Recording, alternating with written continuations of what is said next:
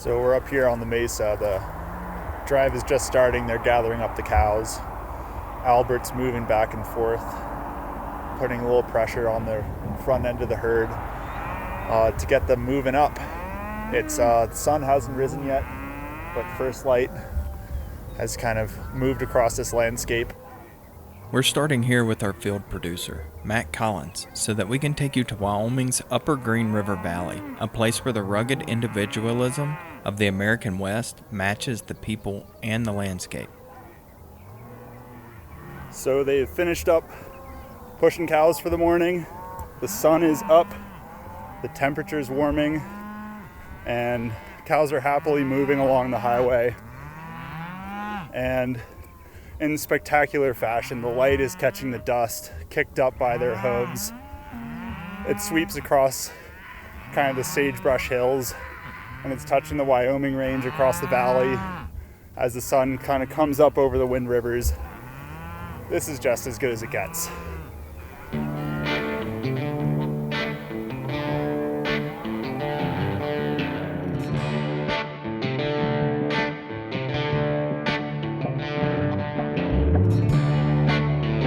Welcome back to Working Wild U, a show where we explore what it means to share the working landscape with wildlife from the crossroads of culture and science. I'm Jared Beaver, and if you remember, in the last episode, we started to hash out the problem with wolves. And we decided the problem was that people don't have a shared vision about how to live with wolves. My name is Alex Few, and today we're going to revisit our past and the policies and science that set the stage for westward expansion and rangeland management.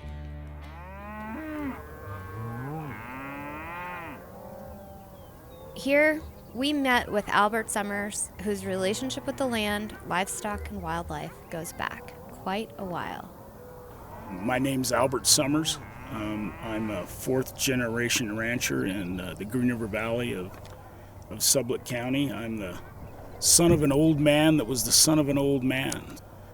Albert lives in a working wild landscape, where the wide-open patchwork of private and public lands support an abundance of wildlife, including endangered species, large predators, and one of the longest migratory paths for wildlife in the lower 48. We still see elk, we still see deer, we still got moose, antelope, everything's still here, and I think people enjoy that. I think ranchers enjoy that.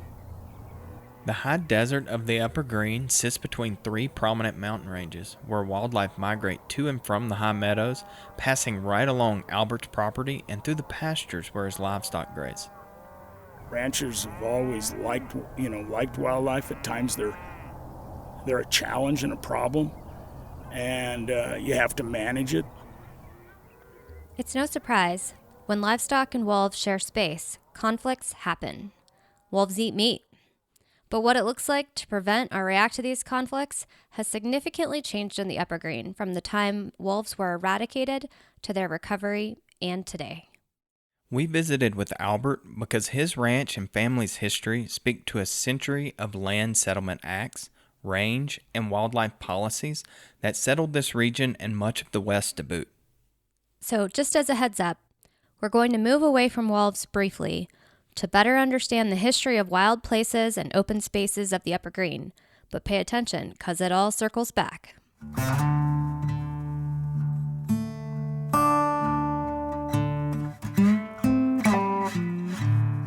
So in the early days, as we look north from here, all of the sagebrush country to the north was all open range, all the way to the mountain. And so in the summer, the cows were outside of this area, would graze up the valley with the green up, just like the wildlife, migrate north into the mountains. And over time, that has become known as the drift. The Green River Drift is Wyoming's oldest stock drive. Back when this drive started, cowboys lived in wagons that moved along with the herd on an open range as far as the eye could see. But for the entire time cattle have existed on the landscape, one challenge has remained constant: the, the area's extreme, borderline biblical weather. But when livestock were brought to this area, some of the settlers from milder climates weren't prepared. And then the winter of 1889 hit, and it killed 90% of the cattle in the valley. When that happened, everybody realized they needed to put up hay, and the big people left the valley. They realized they couldn't just graze year-round. And so basically the valley was settled and built by small ranches. Yeah, so this is important. The incentive to settle under the Homestead Act and the well above average rainfall in the 1880s created a cattle rush throughout the West. It was a first come, first serve opportunity. Once heavy winters were followed by drought, the reality of cattle ranching in the variable West hit home. That's right. Hard winters like what Albert just described were a common occurrence in those days. Another hard winter in 1886 was known as the Great Die-Up. Out on the prairie, there are accounts of potatoes being frozen in the hands of early settlers. People had to burn furniture to stay warm because there were no trees on the prairie, and when they ran out of furniture, they froze. The heavy winters of the 1880s were followed by 2 decades of drought between 1890 and 1910. Known as the Long Drought, this is just another example of the variability that is characteristic of the West. The West was homesteaded on 160s. All of these ranches are an amalgamation of the Homestead Act. The 160 acres in the West doesn't work. So it's interesting to think about how the Homestead Act created a real shift in humans' relationship with the land. Land ownership was a concept that European settlers brought with them to the West, an idea that Native Americans didn't need. That's a really good point, Alex. By managing large areas as common pool resources and moving seasonally with the land and the wildlife, they were really able to overcome a lot of the same challenges of scale. And I think that there's really a lot that we can learn there. Scale matters. It's dangerous to scale up in some simple linear way from a small plot where you've done an experiment to a entire allotment or a ranch, let alone a watershed or a whole region. So Nathan Sayer, who we just heard, is professor in the Department of Geography at the University of California, Berkeley. In his book, The Politics of Scale, presents a really amazing account of the past. Nathan has helped me connect the dots to understand the complex interaction between all of these federal lands policies and a frequent mismatch of scales that have led to problems in land management in the West characterized by its variability. One example of a mismatch of these scales is the Homestead Act itself. You just can't make a living as a livestock producer off 160 acres in an arid, cold, high desert environment. But over time, the policies were changed, recognizing that there were many places where 160 acres was just not enough. This is the beginning of public lands in the West. But the focus remained on trying to settle as many people as possible, and it was still basically an agrarian vision. The Homestead Act remained in effect until 1976, when it was repealed by the Federal Land Policy and Management Act. By that time, about 10% of the United States had been privatized, some 270 million acres. After the Homestead Act, President Theodore Roosevelt signed the 1905 Forest Transfer Act, which created the National Forest. Unlike the Homestead Act, the goal of the Forest Transfer Act was still to maximize the number of settler households in the West by making federal grazing and forest lands open to managed use. Really, to understand the importance of public land grazing goes back to the homestead days. So they actually created desert land entries and grazing homesteads and put all that together. But even that, for the most part, in these types of valleys is not enough land to make a living on. We have a 2,000 acre ranch and graze on 180,000 acres of public land. Without that 180,000 acres opposed to 2,000, there's no way we could survive. Albert is putting this all together and illustrating that public lands are closely connected with the economic viability of ranches in the West. And the Forest Transfer Act moved to match the scales to support a livelihood. Then came the Taylor Grazing Act of 1934.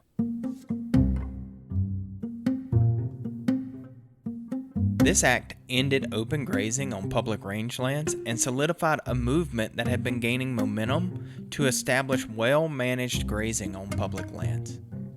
So in the Taylor Grazing Act, they created a system of managing rangelands that was really a reaction to the overgrazing that came with the first come, first serve approach that created the tragedy of the commons during the homesteading days. If you didn't graze it, somebody else would. And when this Taylor Grazing Act set these public lands aside for multiple uses, there was a rapid uptick in one specific tool to help with this management: fencing. Yeah, well, fence building was huge. You had to fence meadows to keep cattle off that so you could grow the hay. So yeah, it did vastly change the way ranches ran their business from the days of the wagon and the cowboys and the cook that just wandered around the open land. What does fencing and homesteading have to do with wolves? Sit tight and you'll find out.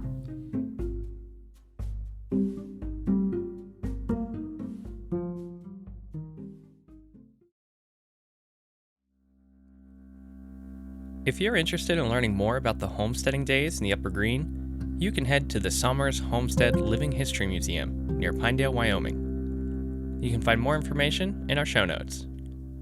Now, back to the show. Welcome back, folks. We just heard Albert Sommers talk about the interconnection of private and public lands with the way the West was settled. Now we're going to bring that back to wolves.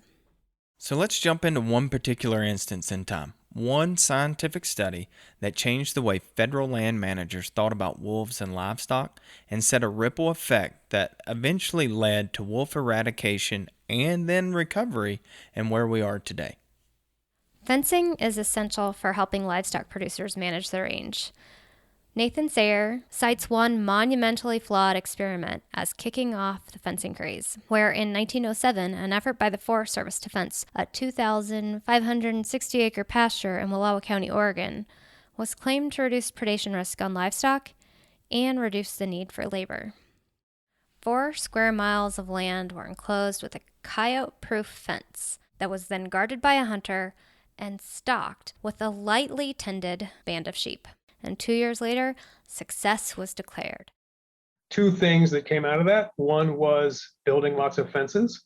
Another was eliminating predators, because one of their goals was, in fact, to reduce the labor costs of raising livestock. And fences that kept out predators were too expensive. But if you got rid of the predators and you had fences, then you didn't need so many cowboys or herders to keep track of your animals. Wow. Well, this sounds like another example of where scale really matters, especially in science. If you remember, this experiment was on a 2,560-acre allotment in one county in Oregon at one particular place in time, and it got positive results. So it's like, great, this can work now on 10,000-acre pastures everywhere, all the time across the West. While science is important in a lot of contexts, the misapplication of science is just not helpful. And there are definitely special interest groups that cherry-pick their science to reach political ends. And in this particular study, they did not include the cost of the hunter patrolling the fence perimeter, and they significantly reduced the costs of building the fence, assuming that in other places in the West, the ground wouldn't be so rocky, so the fences wouldn't be so expensive to build. Basically, the government ran with the results of the study without considering some key omissions. That's right. And all of these federal land management acts were set up to make it easier and less costly to run livestock, and that included killing carnivores. To carry out this vision, Congress in 1915 gave $125,000. That's equal to $3.5 million in today's money. They gave that money to kill predators on federal lands. This money went to the Bureau of Biological Survey, which is the precursor to the U.S. Fish and Wildlife Service. And in the early days of these budding federal bureaucracies, they were really looking to gain agency and validity. And one of the ways that they did that was building upon actions of what was already happening on the ground. That's crazy to think about, but while the government took the lead on predator eradication, I think it's safe to say that wolves and people have a long history and a checkered past that started well before federally sanctioned predator control. My name is Ed Bangs, and I'm a wildlife biologist for the U.S. Fish and Wildlife Service. I've been retired about 11 years now. How'd you get into this type of work? Bad decisions. You probably know that the Bible is filled with references about wolves. And so the wolf was used as the symbol for the dark side of human nature. He's not kidding here. Like, the Bible is filled with these type of references. Ones like, beware of the false prophets who come to you in sheep's clothing, but inwardly are ravenous wolves. And another, I know that after my departure, savage wolves will come in among you, not sparing the flock. Wild stuff. When the colonists, the Europeans came to America, the first thing they did was start to kill all the Indians and kill all the wolves to get rid of wildness. They wanted it safe for white Anglo-Saxon Christians. And that never stopped. And so the government finally got involved. Poisoning carcasses was the choice tool of the Bureau of Biological Survey, as they eliminated wolves and other predators from private and public lands. Extermination goes for bison, too. Prior to the turn of the century, subsidized mass hunting wiped out the bison populations. The real intent, let's be honest, in the 1800s was to control Plains Indian tribes by taking away their main food source. And this was all part of a systematic campaign to dispossess Native people of their lands. So again, we're talking about land ownership here. And the mass killing of bison was another way to make room for the many settlers streaming into the region, thanks to the Homestead Act and other land settlement policies. This is an incredibly important part of the story, and for more on this issue, the folks at Threshold Podcast covered this topic really well in the second episode of their season on all things bison in the West. Check it out in the show notes. Okay, Alex, back to Ed Bangs and wolves. And so that pattern happened everywhere. When I was in Alaska, our Super Cub pilot, Vern Burns, started in Alaska right after World War II. He used his GI Bill to get a pilot, and he spent his first years up there throwing poisoned horse meat out of planes and aerial gunning wolves in the middle of freaking nowhere in Alaska, just because, to save the moose and caribou, even though there weren't any problems or anything else. He goes, it was completely insane. So we're finally tying it back in. We're bringing back in the upper green. Like most landscapes of the American West, wolves were eliminated from a combination of government-funded eradication and, well, a little bit of help from folks on the ground.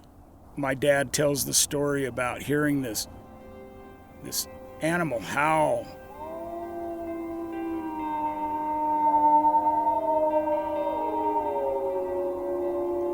My grandfather turned to my grandmother and say, Matey, did you hear that? That's a wolf. They saddled up the next morning and they trailed that wolf. And that wolf was later caught on the east side of the valley. And that was the last wolf until in the valley until reintroduction. But yeah, my grandfather told my dad, who told me about wolves getting into a weaning pen in a weaning pen in Big Piney and killing 50 head of weaning calves in one night. And so there was no love for wolves with ranchers. But everything else, I think was just considered part of the landscape. So around the same time, many ungulate species, including elk and deer, were in lower numbers due to unregulated hunting. That left livestock as an increasingly attractive food source, and this made conflicts between wolves and livestock a heck of a lot higher than they are today, with recovered prey species like elk and deer.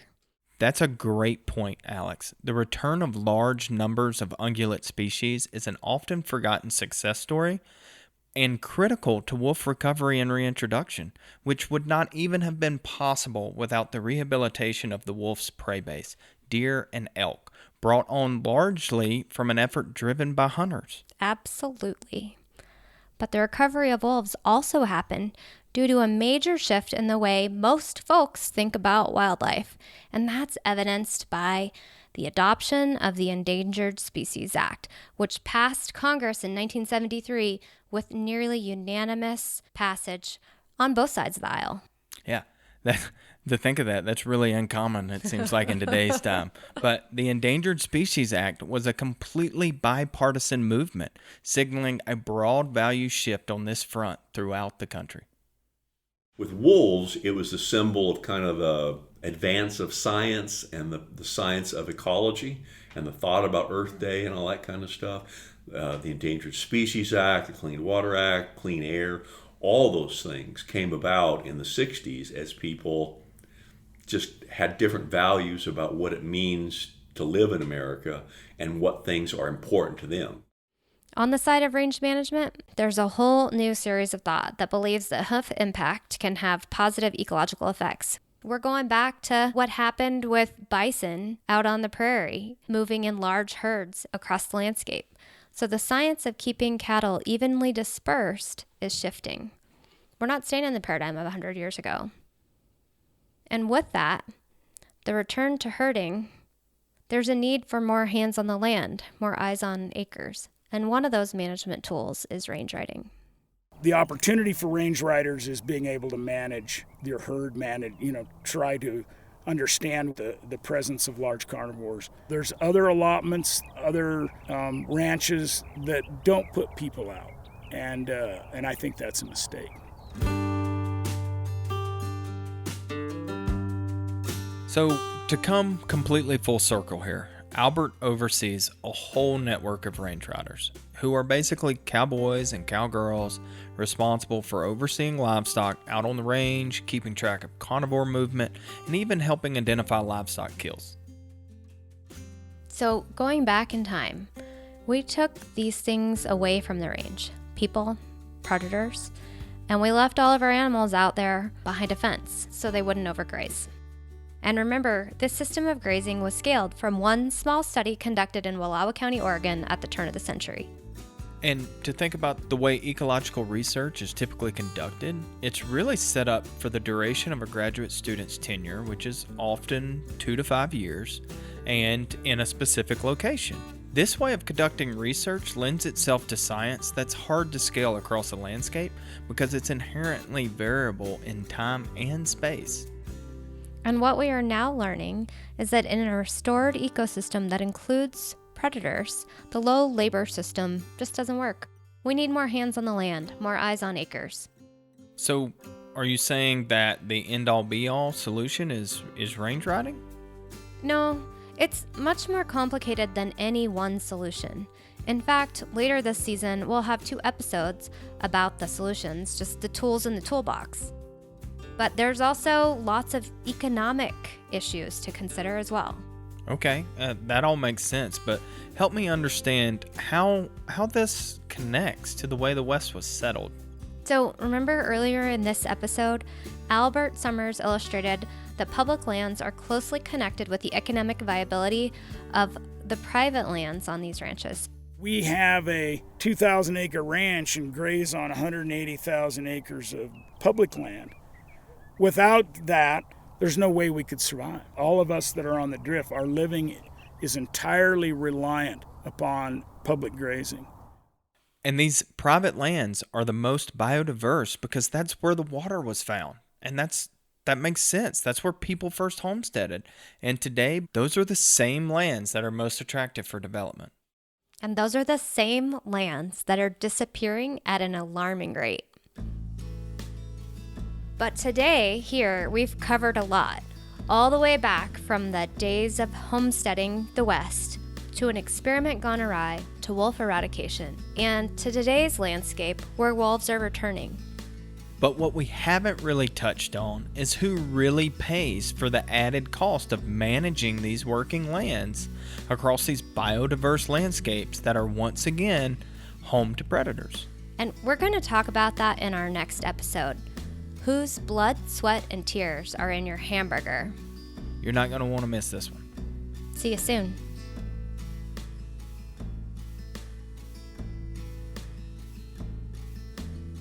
Working Wild U is a production of Montana State University Extension and Western Landowners Alliance, with support from the Arthur M. Blank Family Foundation, Western SARE, and listeners like you. Today's episode was directed and edited by Zach Altman. and produced by Matthew Collins, Zach Altman, Alex Few, Jared Beaver, and Abby Nelson. Our hosts are Jared Beaver and Alex Few. Lewis Wirtz is our executive producer. Music is from Artlist and Blue Dot Sessions. Special thanks to Nick Mott, Albert Sommers, Ed Bangs, and Nathan Sayre. Be sure to follow Working Wild U on social media and explore our show notes and bonus content on our website at workingwild.us. Please consider rating and reviewing the show on Apple Podcasts and share this episode with a friend or neighbor. Thank you, and we'll see you next time.